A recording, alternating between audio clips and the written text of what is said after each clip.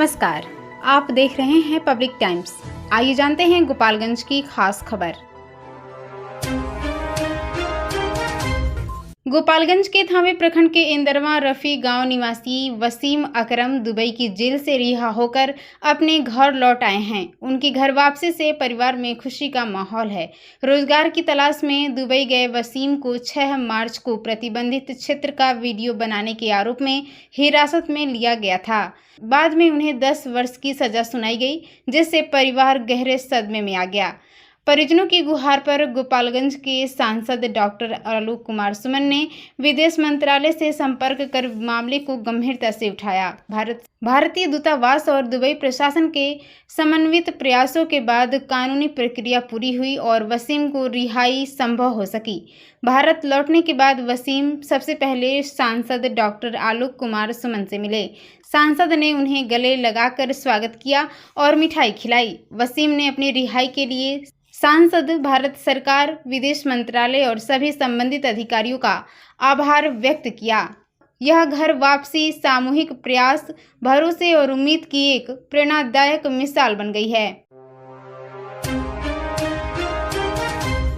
गोपालगंज शहर के सदर अस्पताल के मुख्य गेट के समीप स्थित एक निजी अस्पताल में इलाज के दौरान 21 दिन की नवजात बच्ची की मौत के बाद जमकर हंगामा हुआ। परिजनों ने अस्पताल के चिकित्सक पर इलाज में लापरवाही का आरोप लगाते हुए विरोध प्रदर्शन किया। हंगामे के दौरान अस्पताल के चिकित्सक और कर्मचारी मौके से चले गए, जिससे कुछ देर के लिए अफरा तफरी की स्थिति बन गई थी। जानकारी के अनुसार नगर थाना क्षेत्र के चौराव गांव निवासी आरिफ कमर और दिलशाद अहमद की नवजात बच्ची पिछले 1 सप्ताह से बीमार थी और उसका इलाज निजी अस्पताल में चल रहा था। परिजनों का आरोप है कि इलाज के बावजूद बच्चे की हालत बिगड़ती गई। गंभीर स्थिति होने पर चिकित्सक ने उसे गोरखपुर रेफर कर दिया, लेकिन रास्ते में ही उसकी मौत हो गई। इसके बाद परिजन बच्ची का शव लेकर अस्पताल पहुंचे और लापरवाही का आरोप लगाते हुए हंगामा किया। उन्होंने मामले की निष्पक्ष जांच और दोषियों पर कार्रवाई की मांग की है। अस्पताल प्रबंधन की ओर से कोई आधिकारिक बयान नहीं आया है। पुलिस ने कहा है कि लिखित शिकायत मिलने पर मामले की जांच कर विधि सम्मत कार्रवाई की जाएगी। मेरी बेटी के गले में बहुत घड़घड़ाहट हो रहा था, रात भर सोई नहीं थी। कोई हमको बताया, मेरी बहन ही बताई, वो यहीं पे इलाज कराती है। ये डॉक्टर अच्छे हैं, तो ये डॉक्टर का नंबर लेके हम फ़ोन किए कि मेरी बेटी को ऐसे ऐसे हो रहा है, तो बोले कि लेकर आइए। लेकर आए हम, चेक ये एक्सरे कराए। बोल रहे हैं कि अरे बाप रे, इसका तो फेफड़ा में पूरा दूध चला गया है, कफ बन गया है पूरा। 80% फेफड़ा इसका 20% काम कर रहा है। तो हम रोने लगे, कोई बीमार होएगी। आज से कह रहे हैं कि हम बोले कि मेरी बेटी ठीक हो जाएगी नो, तो हाँ सबसे अच्छा एडमिट कर दीजिए। सुई लिख रहे थे पहले, तो बोल रहे हैं सबसे अच्छा एडमिट कर दीजिए। तो हम एडमिट कर दिए। कह रहे हैं हम कि ठीक हो जाएगी नो, तो 4 दिन के बाद ही बताएंगे। ये कौन सा अथी हुआ, 4 दिन के बाद आपके बस का नहीं था तो उसी दिन 11 तारीख को आप रेफर कर देते। उसके बाद से 4 दिन बाद ब्लड टेस्ट करके कह रहे हैं इसका ब्लड बहुत ख़राब है, इन्फेक्शन बहुत ज़्यादा हो गया है, कफ 40% कम हो गया है। ठीक है, हर दिन बोल रहे हैं ठीक है, ठीक हो जाएगी। उसके तीसरा दिन बोल रहे हैं, इनको ये बोले थे फ्राइडे के दिन हम लेके चले जाएंगे अपनी बेटी को। फ्राइडे से पहले थर्सडे को कह रहे हैं, सुबेरे फ़ोन आ रहा है, ये कंपाउंडर से फ़ोन करके कह रहा है सबके आइए हॉस्पिटल पे एक्सरे करना है। तो हम बोले मेरी बच्ची ठीक है ना, तो हाँ ठीक है। मेरी बच्ची पता नहीं कब से क्या किया है, सब मेरे बच्चा एकदम कुछ नहीं, उसका शरीर कोई रिस्पॉन्स नहीं कर रहा था, सांस भी नहीं आ रहा था उसको। हमको जब भी आए हैं पूछे मेरी बच्ची ठीक है ना, डॉक्टर से एक दिन पहले भी मिलने भी नहीं दे रहा था कि डॉक्टर साहब मुझे मिलने दीजिए मेरे बेटे से। नहीं, इन्फेक्शन फैल जाएगा, ऐसे बोलते थे डॉक्टर। अब इसमें कि नर्स जो लड़की थी, हम देखते थे कह रही है झाड़ के हमको कि कल से आपको 2 ही बार दिखाएंगे, नहीं दिखाएंगे कल से। मैंने आपसे, मैं माँ थी, मुझे देखने देते सब मेरी बेटी कैसी है, क्यों रो रही है। हमको गेट पे ही से ही दिखाया रहा था सब, चाहे सबका बस का नहीं था तो बोल दिया होता। आज यही हुआ है कि हम लोग को इंसाफ चाहिए। मेरी बेटी रास्ता में ये सब रेफर कर दिया गोरखपुर। 4 दिन बताया था, 4 दिन बाद हम बताएंगे। 11 तारीख को ही एडमिट किया, उसी दिन बोल दिया होता गोरखपुर भेज दिया तो हम लेके चले गए होते। वहाँ से मेरी बेटी बचती या नहीं बचती, मुझे रिग्रेट तो नहीं होता ना है।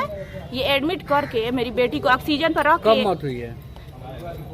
फ्राइडे को सुबह, नहीं थर्सडे को सुबह। क्या प्रशासन से क्या मांग करना चाहती है? प्रशासन से यही है कि मैं प्रशासन से कुछ नहीं मांगना चाहती, मुझे डॉक्टर से इंसाफ चाहिए मेरी बेटी को। मुझे बस यही रिग्रेट है, क्यों एडमिट किया उस दिन, क्यों नहीं रेफर किया मेरी बेटी को, जब मेरी बेटी के शरीर में जान नहीं था। ये उसके दोनों चेस्ट के तरफ रेड रेड खून जम गया था। पता नहीं मेरे बच्चा को करंट दिया है सब कि क्या किया है सब। 21 दिन के बच्चा को कोई करंट देता है?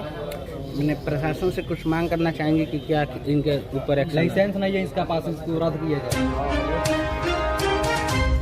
बिहार सरकार की पहल पर मुख्यमंत्री ने ऑनलाइन माध्यम से राज्य के सभी 551 प्रखंडों में सरस्वती विद्या निकेतन का लोकार्पण किया।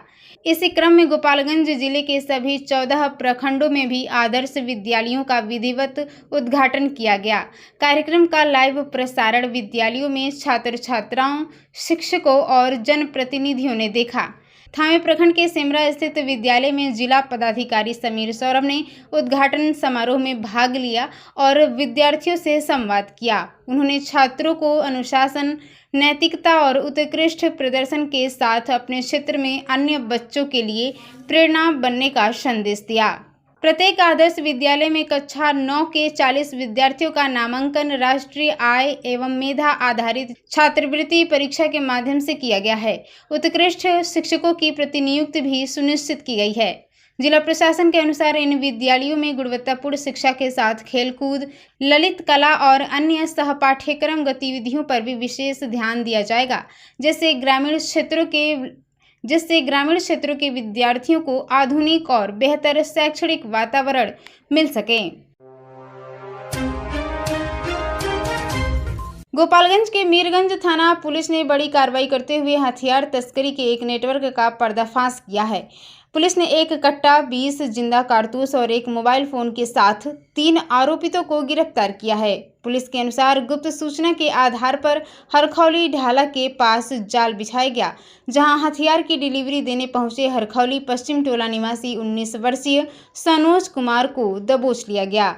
पूछताछ के बाद उसकी निशानदेही पर घर की तलाशी में एक कट्टा, 15 राउंड 9mm और 7.65 mm के कारतूस बरामद किए गए।